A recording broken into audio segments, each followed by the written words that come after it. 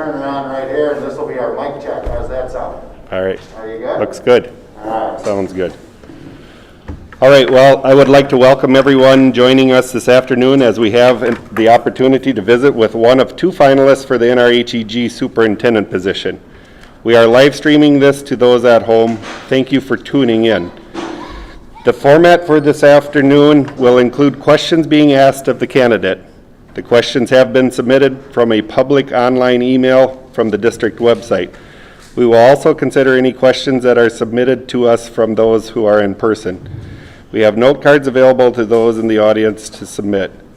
You may give your card to Mrs. Engel, who will then organize the questions before giving them to me to read. We will likely have more questions than we have time for, so Ms. Engel will select the questions to ask. We will end our conversation with our candidate at 5:30 p.m. It is my privilege to introduce you to Mr. Mark Raymond. Mr. Raymond presently serves as Director of Human Resources for Austin Public Schools. Welcome to you, Mr. Raymond. Thank you. So we're going to start out this evening again by just having you introduce yourself, your professional experience, interests, and anything else you would like to share, please. Well, good evening. I'm Mark Raymond. I'm currently employed as the Executive Director of Human Resources for Austin Public Schools. My background, I grew up in St. Paul. My dad was an educator. He taught for 35 years in the St. Paul City School District. I went to school at Winona State University where I majored in chemistry and physics. After graduation, I went to Austin Public Schools where I taught chemistry and physics as a classroom instructor for 20 years. During that time, I went back to school, University of Minnesota, picked up a master's degree. Also my K-12 principal's license in leadership. I had a few opportunities to develop a little bit of leadership in Austin Public Schools, working with their title programs plus summer school. I felt it was really kind of a time for me to take a look at leadership, and there wasn't any openings in Austin at that time. There was one at Triton Public Schools, and I applied, became their middle school principal for 2 years. It was an absolute wonderful experience. I absolutely loved my time at Triton. It was an introduction to small schools. Earlier today, I had an opportunity to meet with some other members of your team here. And, we talked about how small becomes relative. Graduating from St. Paul, I graduated from a class of about 670. When I moved to Austin, Austin was a small town. That's what I thought. That's where I was teaching in a small town, and I enjoyed it. We were only graduating 300, 350 kids per year, so I thought it was a little town. My experience at Triton was a little bit different, and it was spectacular. I absolutely loved the feel of it. Was introduced to district level leadership by their superintendent, and decided to go back to school, pick up my superintendent's license. Moved back to Austin to become their Executive Director of Human Resources. It's a cabinet level position. It brought me a little bit closer to that district level position, closer to the superintendent, where I could have a greater experience in how a district runs. All right, well, thank you. What are your ideas about engaging families who are inexperienced with participating or have negative experiences with education? How would you support your staff to successfully and respectfully reach out to such families? So, some of the ideas that you have here is you know, it's a little disappointing. I hope nobody has a negative experience in education, but it does occur. The very first thing we have to do is we have to look for those barriers, that why. What is the root cause of what's going on? We need to reach out to this family and talk to them. Find out where this experience either started from or what the cause was. And if there's barriers that we can remove, things that we can do to help facilitate a better educational experience, it's our responsibility to do those things. We're going to try and make sure that child has every opportunity to receive the education that they deserve. Now, education goes well beyond just academics. Some of the things that we have to really consider and make sure that are happening for these kids, they're able to participate in all of the community that is school. They're coming in and they're They're being socially well adjusted. They're having an opportunity to participate in the clubs, the activities, and the extracurriculars that are going on. All of these things are important for the well-being of children and as they grow and develop. We have to make sure that we've removed barriers in all of those areas so that they can participate. Now, if it's inexperienced in education, I've had a little bit of an opportunity to work with that in Austin. We have some people that come in as newcomers. So even as a family unit, mom and dad have never actually participated in formal education. And so now here comes their children, and it's an opportunity for them to participate, and they just don't know what it looks like. So we have to be able to invite those parents in. We have to understand that people have different experiences, and they might not parallel ours. A lot of time in education, we get used to the idea that everybody's been through education. They know how it works. This should be easy for them. Sometimes that's a bad assumption.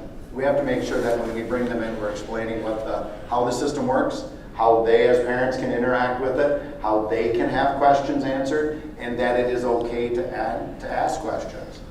More important than anything else, if we have families that have, inexperienced or a negative experience, boy, we have to reach out right away. We have to make sure that we're doing all that we can in order to provide them with that foundational experience as they grow up. Considering the many decisions that face any superintendent, how and what input do you currently obtain from your students, teachers, parents, staff, school administrators, and the business community who are directly affected by those decisions? I'm going to break this down into two different areas. I'm going to break it down into passive and active solicitation. So passive solicitation for myself is that idea of being present. So as a community member in this role, we have to realize that the idea of being a superintendent is not a come at 8, done at 5 kind of job. It's 24 hours a day, 365 days a year. We have to be available to our public. That passive idea is that by being present, by being in the community, by being in the hallways, somebody can come up to me and say, hey, do you have a minute? I've got this idea. I've got this thought. I need to put this on your radar. Those are really important conversations because sometimes just your presence, the idea that you're there in the hallway, you're talking to some kids, you're walking by, you're at a game, it causes somebody to think about something that we need to be aware of, and they bring it forward. Those are very important conversations. Active participation is we're going to have to be able to find ways to bring our community in, to make sure that they know they're invited, more than just the traditional avenues. Everybody understands we're going to run conferences. You're all welcome to come in and be at conferences with your students. But we need to create opportunities for all of our community members to come in. We need to be able to invite them in after they have kids. Remember that our community, after they have children that go through our school system, are still going to be members of our community. They're still going to have interactions, even after their kids are gone. I want to make sure that they have opportunities to come in. To that end, I would make sure that we have active community involvement in all of our communities that we go through. And as a superintendent, I would have a superintendent's advisory committee that I would try to meet with at least once a month. The other piece to this is we serve several different communities. I'm going to need to make sure that I get out and I'm present in all of those communities, not just the ones that the schools happen to be resident in. Thank you. What creative ideas do you have about maintaining a positive public image for the district? The other night we had an opportunity to briefly talk about this, that, I think one of the shortcomings for public schools nowadays is that we're a little humble. We don't do a lot of marketing and self-promotion of ourselves. We need to start marketing ourselves. We need to start promoting them. 15, 20 minutes ago, I had an opportunity to wrap up with another group, and I heard that you had a cheerleading group that just competed at the state level, did significantly well. And my question was, have we written a newspaper article? Have we pushed it out on Facebook? Is it out on a TikTok for the kids to see, share, and experience? We're going to need to make sure that when these things happen, that we're pushing it out to the community. A lot of times I think what happens is we see success inside our building And we don't see that success as something we should be maybe writing a newspaper article about, but it really is. It always is.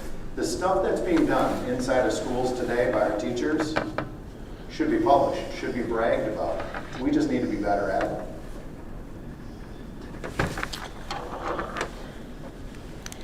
What is your experience working with the special education department? Where do you stand on inclusion? How do you intend to support those students, families, and staff members? In my current role, I've had an opportunity to work hand in hand with our special ed director and making sure that we have adequate staffing and that the way that we're utilizing our staff is appropriate. And that idea of utilizing staff, let's go down to the idea of inclusion. One of the fundamental premises for our opportunities in special ed is that idea of least restrictive environment. I think from my end, when I start looking at it, I want to make sure that we're removing as many barriers as we can from all students, not just special ed students, but all students, because the realm that special ed involves works out to some other areas too, like limited English proficiency. By removing barriers, what we're able to do then is try to successfully make sure that our special ed students are able to be in classrooms, regular ed classrooms, more often, more frequently, and for longer periods of time. An opportunity or something to share with you is recently we've started a program, an adaptive PE DATE program in Austin that is paired with regular ed students. And so we have our DATE kids that are actively involved with their peer group in this course. And what's happening is we're seeing fundamental relationships form from these kids. And those relationships go well beyond that classroom. They go out to other classrooms. There's interactions going on between these students in the hallway. And what's happening is some of these special ed students that sometimes otherwise will have those feelings of sometimes being an outsider to the organization are more greatly welcomed in by our own staff and our own students. Anytime we can create an environment of inclusion, it's a wonderful opportunity for our kids, all of our kids. What are your ideas, thoughts on closing the achievement gap? So, when we start talking about an achievement gap, we got to realize that in order to have a gap, we have to have a floor and we have to have a ceiling. We have to have some establishment of where some kids are performing and where another group is performing. And that achievement gap really begins to show up when it's predictable. If at any point you're able to sit in a room and say that this population is going to underachieve this population and be able to predict it ahead of time, that's when we have an issue. That's when we have a problem. Whether it's simply saying any of our kids that are on free and reduced lunch or are socioeconomically challenged are going to underperform, or our kids of color are going to underperform, or our kids of special ed will underperform, that's when that gap exists. That's when we have a problem. In order to begin to address that problem, the first premise I would bring up is that we got to make sure that we're not limiting the ceiling. We can't just focus on the floor itself. We got to make sure that all kids have an opportunity to grow. By closing the gap, by limiting the ceiling, we're not doing justice for all students. We have to make sure that in this progress, we're having opportunities not just to raise the floor, but to also raise that ceiling as it goes. We would just like to be able to make sure that we're getting opportunities for all kids in order to have those experiences that move them along. Now, fundamentally, the idea of the achievement gap comes down to a lot of times data analysis. What are you doing to identify those practices that are either highly successful, tier 1 interventions that are highly successful, and making sure that we're implementing them with fidelity with all kids that would be successful? And then the other side of that is identifying those that are not highly successful, eliminating those from the curriculum so that we have opportunities to increase those abilities for those kids that tier 1, tier 2 interventions are being applied to. What do you see as the top initiative that our district should focus on over the course of the next year? Well, I think partially you've identified it. You've identified it in your previous question. When I talk about the idea of being able to identify a gap that becomes really important for us. If you can sit here today and say, I know this population is going to have a problem, that's a significant issue. That's what we need to be able to put our time and energy to. As we're coming out of this variety of learning models, I believe when we start having conversations with our staff, they're going to be able to identify learning gaps for some of our populations of kids coming out of the pandemic. The idea of making sure that we're able to catch our kids back up, making sure that we're able to offer some augmentation for things that they missed at a variety of levels. Because I think we all know that there are going to be different kids that resonate differently. I happen to have a sophomore. My sophomore is doing just fine online. This online environment that she's got a couple days a week because she's in a hybrid system works for her. It doesn't work for all kids, and I know that if we were to have conversations with our staff here, our staff could identify those kids that are struggling with their environments this year just due to what's happened. Those are the learning gaps that are being created right now that we need to be able to address moving forward. That should be our priority right away as we begin to look at what we're going to prepare for this spring, moving into next fall. We are a relatively small school district, and there are times when the elementary or secondary principal is out of their respective building. Would you feel comfortable dealing with a student or staff issue should the need arise? Absolutely. I taught in high school for 20 years. I was a middle school principal for a number of years. This is where I should be able to fill in that elementary role, but I can't. I've never worked in an elementary, but I'm comfortable working there. I've done some subbing. I filled in when I was at Triton. I filled in for Nancy when she was out. She was the elementary principal. Students are students, and I'm happy to work with all of them. The next two I'm going to kind of put together here, if you're following along on your sheet, but I'll read them both together and you can kind of blend them together however you would like. But how would you handle the uncomfortable or controversial aspects of your job? An example might be the parent who feels their issues with a staff member are not being dealt with, or the classroom teacher who feels they are not being supported by administration. And then continuing on, can you make the unpopular decision because it's best for the district, even though it might upset someone? Let's start on the front end of the idea of as things arise, and this happens in all organizations. There's always going to be differing of opinions. There's going to be discourse, and it doesn't have to be a bad thing. In my current role as an HR director, I work hand in hand with multiple unions, administration, and employees. One of the things that I find myself saying often is that usually when I get a story from one side and I get the story from the other side, the truth exists sometimes somewhere in the middle. And the opportunity really is that you have to be able to work with both sides in order to be able to develop a little bit of empathy. Can you see why? Can you see from this perspective why this would make sense? And by being able to coach people through this opportunity to be able to see the problem from a different lens, from a different side, usually builds a lot more understanding. Now, I'm not going to say that it's going to be perfect. There are going to be times when differences just exist. And that brings up the second half. There are going to be moments when we're going to have to make unpopular decisions. The premise here is that it has to be for the district's benefit. In my position, I have to look out for the district. What we're trying to do is to create the best possible organization, and as we move forward, there are going to be opportunities when difficult decisions are going to be made. The one thing that I will say is, as a leader, I'll stand in front of my decisions. If a decision needs to be made, I'll make sure that it has my name attached to it. I stand up in front, and I use language that says I don't like it when people throw the district under the bus, and they use language like, well, the district has to do this. If it's a decision that's being made by me, I'll own it. again, number 12 and 13 go hand in hand here, so I'll read them together.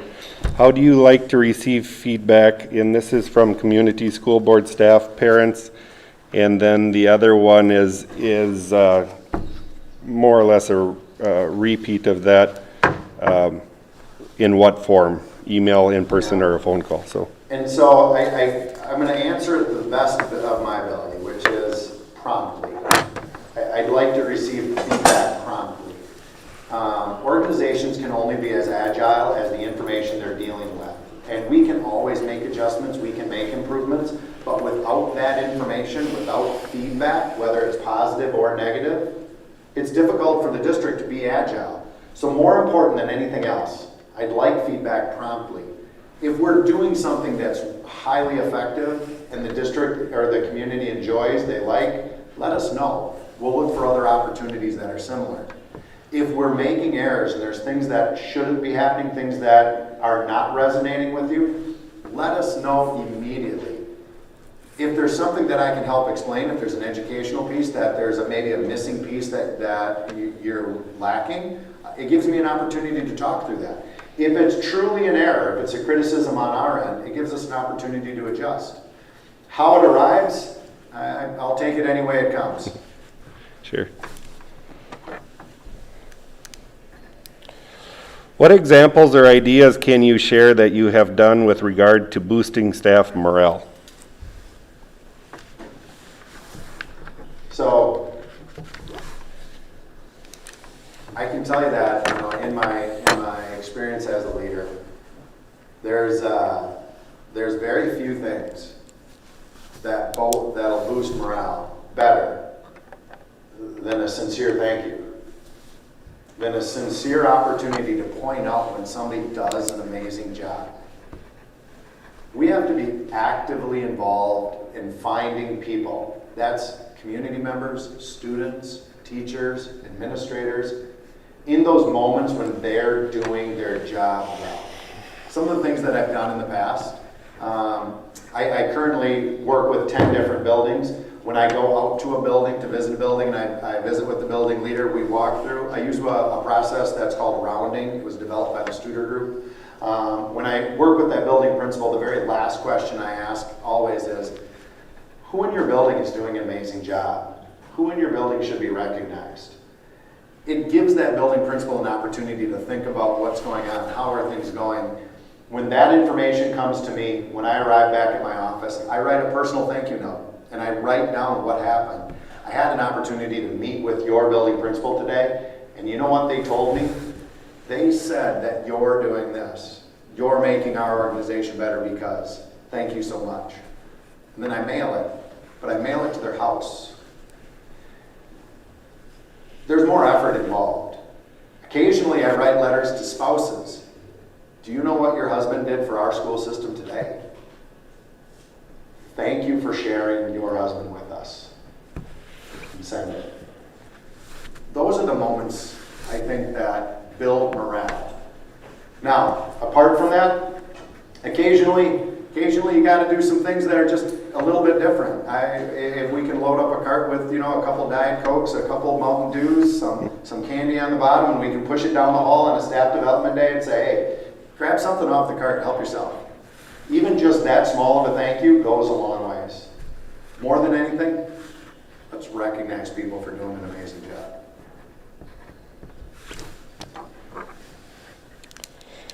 How do you hold individuals accountable? Yourself, staff, students, and parents? Clear expectations. It starts with clear expectations. On the front end, if I'm working with any kind of an organizational group, if I'm working with students, if I'm working with staff, if there's a level of expectation, it needs to be clear, it needs to be communicated so that everybody understands. If there's going to be this level of holding people accountable, they need to know what they're being held accountable for. The second piece to that is clear communication on an ongoing basis. Hey, we had an opportunity the other day to talk about how you were going to do this for us. How's that going? Have you been able to make some progress? That's wonderful. Do you think you'll have it by Friday? By being able to have that clear communication, set deadlines, people have clear expectations, they're able to follow through them. You eliminate those opportunities. Oh, I forgot about that. I didn't know that you really wanted me to do it. It helps people understand where you're coming from when you're setting expectations so that they understand that there's this accountability factor coming in from the back. When it comes to making difficult decisions, how do you feel you handle making the decision and following through with the decision? How do you or would you share your decision with all stakeholders? So, making difficult decisions really comes down to the front end of any kind of decision-making process is making sure that you've engaged in a process that involves the right people. I think the last time I was here, I talked about 3 basic types of decision-making. The 3 basic types of decision-making for myself are end-determined, end-in-sight, and open-ended. End-determined is like calling a snow day. I'm not going to get a lot of people involved in that. I might reach out to some of our bus drivers to make sure that we're making the right decision. I'll make that call. How do we involve stakeholders on that decision? It's all about communication. We got to find ways that goes out. It goes out to newspapers, it goes out to newscasts, it goes on our website. We make sure that it goes out. End in sight. And end in sight determined means we kind of know what we're going to do, but we don't know how we're going to get there. If we're making a difficult decision, there's one coming up. How are we going to open it in September? Next year, September. What are we going to do? What is it going to look like?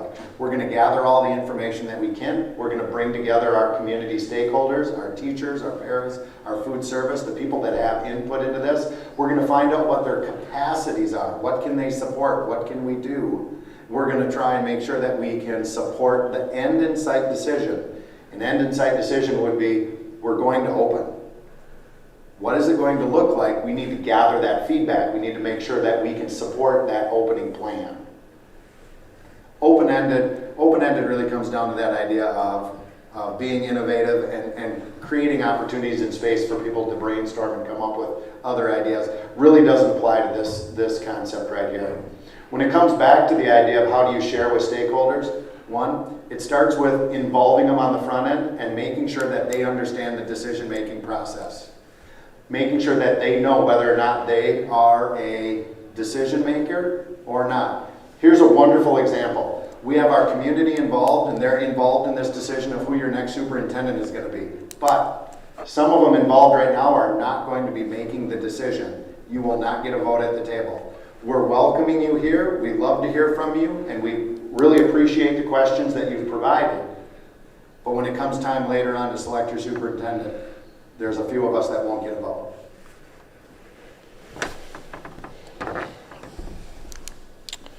Please tell me how you would address a student who is chronically absent or tardy.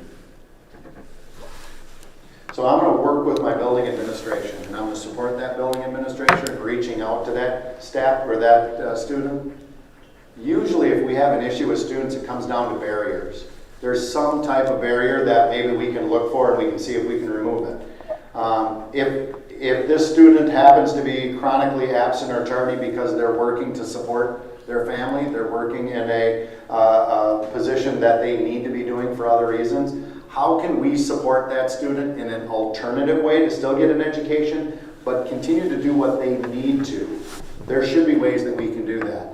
If it comes really right down to the idea of they're just sleeping in and there really isn't a barrier to be removed, I'm going to work with my building administration to try and have some conversations with that parental group and say, here's why we need your student to come. These are the things we're offering. These are the things they're missing out on. We'd really appreciate it if they can get in. What is your philosophy on delegating authority, and how do you then maintain accountability? So the opportunity to delegate authority or empower others is really about developing leaders. The first thing is I'm going to look for capacity. I don't want to delegate authority to somebody that doesn't have the capacity to actually execute on what we're doing. But I would like to be able to find people that are in our organization that have a desire for additional leadership, that would like to have a little more responsibility, and we're going to delegate things to them that are appropriate for where they are, their decision-making level, and their capacity. Once we've determined it's an appropriate spot, they have the capacity to do it, I'm going to have a conversation and say, how would you like to be involved in this? This is an opportunity for you to maybe grow a little bit as a leader. We'll assign them the task, we'll set up a regular meeting interval so that we can check in, and then we'll follow through.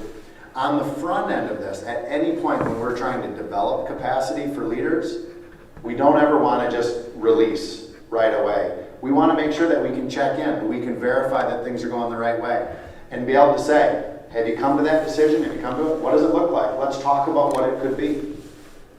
As individuals get better at it, as we develop capacity, my opportunities to actually truly delegate authority to them becomes greater, because you begin to trust that they understand the ramifications of the decision, they understand the district itself and the impact and the values of the district, and they're reflecting those things in their decision making. Delegating authority is a wonderful opportunity to develop leaders. It shouldn't be used to lighten your load. I won't be delegating anything that should be on my plate. But if there's opportunities for me to engage with other people within our community, to empower them, I think it's a wonderful opportunity to develop leaders. Jumping down to number 20, list in order of importance to you the following: financial state of the district, students, staff, and community. Wow. And the person that submitted this did not give us the answer He to it doesn't either. submit the answer key? Right. So, All right. Well, let's go to intent. You know, the first thing we need to think about is, why are we all here? Why did we build a multi-million-dollar building? Why do we hire a chauffeur and have a $100,000 stretch limo drive around the town and pick up kids like they're rock stars and bring them to the $1 million building? Students are the most important thing there is. There is nothing more important to our function here as a school than the students. They need to be number one. The greatest impact to the students is the staff. Our staff are going to dramatically impact their learning experience and how they develop more than anybody else. Our staff has to be number 2 on this list. The school system itself is a reflection of the community. We're a community member, and we should reflect the values and the wants and desires of the community. They're number 3. The financial state of the district, while, you know, finances run everything, and it's important and it needs to be healthy, on this list I'm going to put it as number 4. It's an outcome. The financial state of the district is really a resultant of what we're doing in 1, 2, and 3. If we're taking care of our students, we're taking care of our staff so that they have adequate supplies and they're doing a wonderful job, and our community sees value in what we're doing and they're engaged with us and supporting us, the financial state of the district will be taken care of. Students will be attending. Our financial state is based upon enrollment. They'll be coming. The other piece to the idea of finances is that community interaction. If we do well for the community, they'll support us.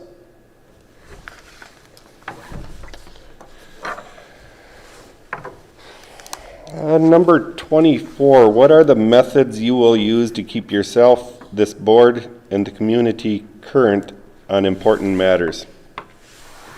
Communication is really a reoccurring theme. It's been a reoccurring theme tonight and even the night before. It's really important to keep people apprised as to what's going on. For myself, there's a lot of opportunities for the board members to be involved. You're actively involved in the levels of communities such as personnel or finance. So that communication is always happening. We have an opportunity once a month in board meetings to get together. But besides that, for the board members, I would produce a Friday update. I actually, at the end of every day, Monday through Friday, I write a summary of my day of what I've intersected with and what I've worked on. That goes to a Friday update. That goes out to all board members so they have an idea of where we are and what's going on. It's one of those moments where board members can read through that and say, oh, wait a minute, you were talking about that? I'm really interested. They can then reach out. They can call me and we can have a further conversation. What I need to do is to keep them apprised at a surface level of what we're talking about, what's going on. The community itself, we've talked about marketing. We need to do a better job of marketing what we're doing. We need to be able to share with the community what's going on. And that's both reaching out to them through different various social media and regular media avenues, as well as bringing them in. We've got to find ways to bring them in. If you took this superintendency, how would you expect to have your job performance formally evaluated? What process, how often, by whom, and what time of year? So there's some easy ones. The by whom is by the board. That one's easy, that's statutory. What time of the year?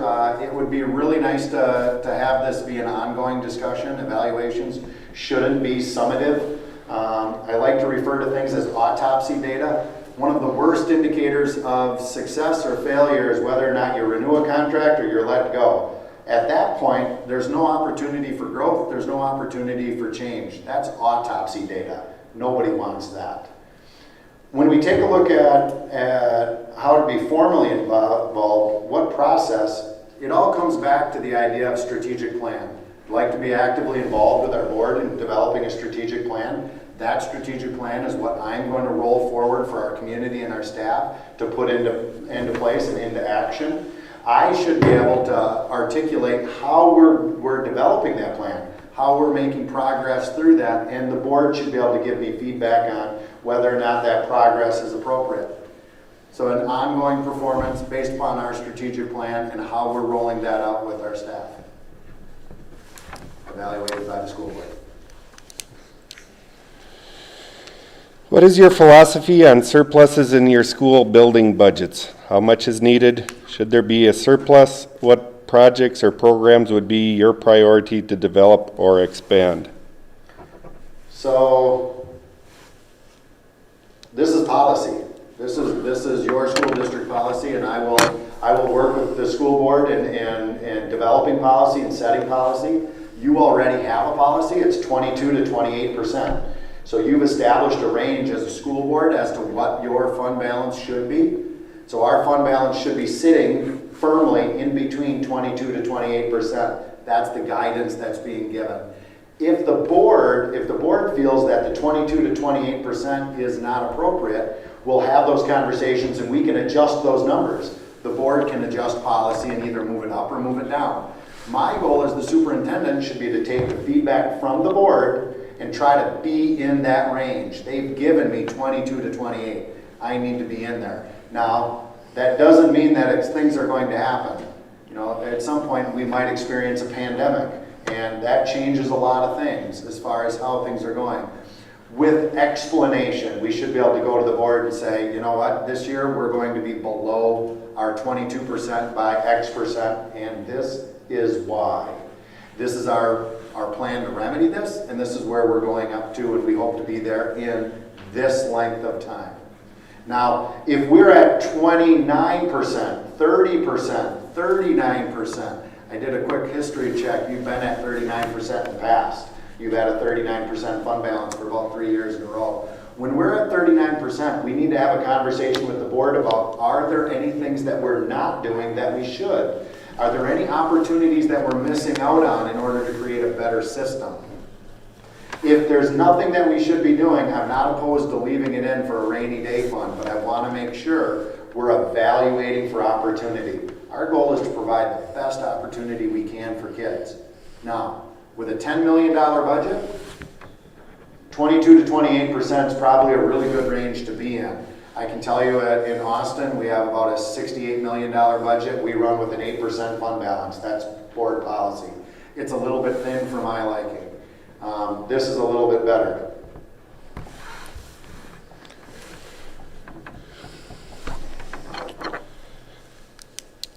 What communication methods would you use between the district and the community?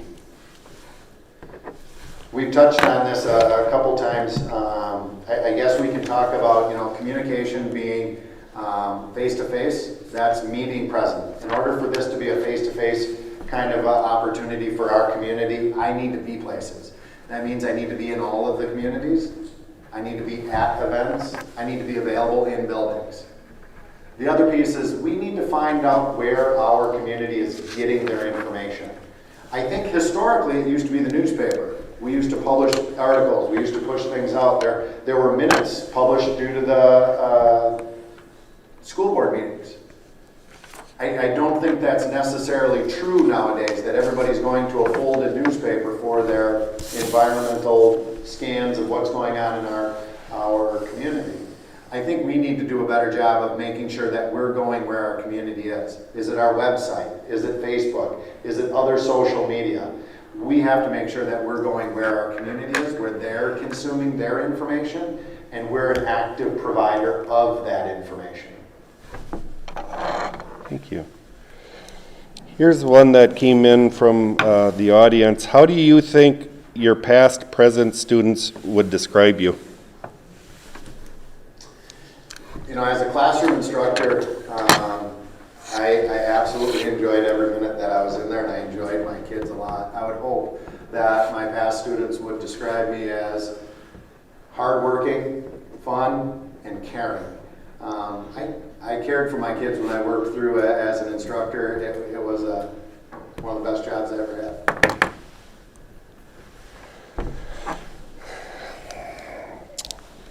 How do you feel about the community using district facilities and or equipment? We're a community member. The community owns, operates, and should have rights to the building. We want to bring our community in as much as we can. Here's the asterisks. The community has supported and developed this system, the school district system, and the building and the resources in order to make sure that the students can get a quality education. We can't have community resource use at the detriment of our students. We want to make sure that we're landing in that medium where the community is able to utilize all of the resources that we have, but without causing any kind of a financial impact on our students or our organization. So is it possible that there will be a small rental fee? Yes. Should the district be financially profiting from this? No. It's not our job to be trying to generate a profit, but we should be able to cover our own expenses. When we open up and we welcome our community in to use our spaces, it shouldn't cost the district additional resources. That takes away from our core competency of teaching students. But it should be reasonable for the community either. We're not trying to make a profit on their back either. I think one of the best things that we can do is to make sure that we're fostering the proper partnership. What are the things that our community want to engage with in our buildings? In the last meeting, we talked about the value of community ed. Community ed is a wonderful resource to have reach out. We can develop programs. We have wonderful instructors that teach all sorts of things. You recently completed, due to your community's support, a CTE remodel. Wouldn't it be great to be able to open some of that up through community ed, to have classes to come in and learn how to weld, learn how to build picture frames, how to do some arts and crafts things that could be taught out of those spaces. I think those are wonderful opportunities. They should exist. The community should pay a small, reasonable fee to take that kind of a course so that it's not taking away from students. And whoever's teaching it has a small amount of remuneration for doing it. What a great way to have a wonderful partnership between the school, the bond referendum they passed, and the facility they built, and their opportunity to engage with it. How would you conduct a campaign for an operating levy referendum, capital project levy or bond referendum, and what might your plan include? How much time do I have left? You're getting down there, but we will take that as About zero. about zero. So yeah, That's the answer. we'll let you answer that as the grand finale. This is a 50-minute lecture Right. with PowerPoints and descriptions, but we're going to give you the quick version. One, operating referendums are important. We have a portion of the community in present and joining us online. We need to start with that idea. Unfortunately, the way that education is funded in the state of Minnesota, the idea of an operating referendum is mandatory. In order for us to do our job really effectively, every community in the state of Minnesota is going out and passing operating referendums, simply because we're not being funded at the level from the federal government and from the state government at an appropriate level. So one, it's a necessity. How do we do it? 2, we're going to start with data. The first thing that we're going to want to do is we're going to reach out to the state of Minnesota. State of Minnesota supports voter files. The voter files for the last 3 elections will give us an opportunity to actually create a demographic voter map of our region that we support. That information tells us, 1, who votes, where they are, what the demographics are, and here's where it gets interesting. If we've built really strong positive relationships with our staff, Education Minnesota supports a VAN database. That has all the information in it for the voter files as well. It tells you whether somebody's likely to vote for it or unlikely to vote for an operating referendum. You layer that information on top of your voter history, now we have a map of where our concerns are and what we're going to do. That map then comes into play when we start working with the 100 employees that we have. The absolute best resource that we have are these people. The gold standard for passing referendums is a handshake and a quick explanation and a follow-up of, is there anything else I can answer? If we have 100 staff members engaged in shaking hands with the people that are most likely to vote yes for our referendum because it was provided by the data from the voter database and the VANS database from Education Minnesota, we have the probability of passing a referendum.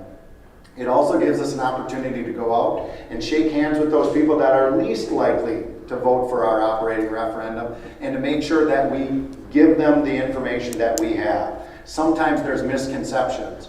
If we're talking about an operating referendum in an agricultural community, one of the things that we have to make sure that we communicate out is this is not applied over agricultural land. It's applied over the homestead and 1 acre. It's not like a bond. The bond, there is some new resources from the government. They're actually putting through some ag credit, which is helping greatly, long overdue. And it'll ramp up to a 70% credit by 2023. But for the operating referendum, if we have people that are involved and are thinking that they have to pay for it over their entire acreage, I absolutely understand why they would be immediately voting no. That would be their thought. But I want an opportunity to shake their hand and say, here's how it's going to be applied. 1 acre and your homestead, not the acreage that you're farming. This is what it would look like. This is what the price tag is. I want to make sure people have the right information. I'm not saying that it's wrong to vote no, because everybody's going to have different reasons. But I want to make sure everybody's using the right information to make that determination. All right, and with that, it will conclude our questions and the public portion of this evening.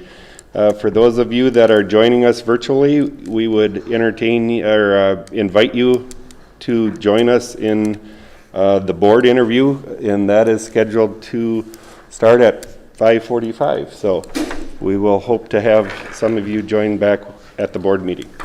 Thank you. Thank you.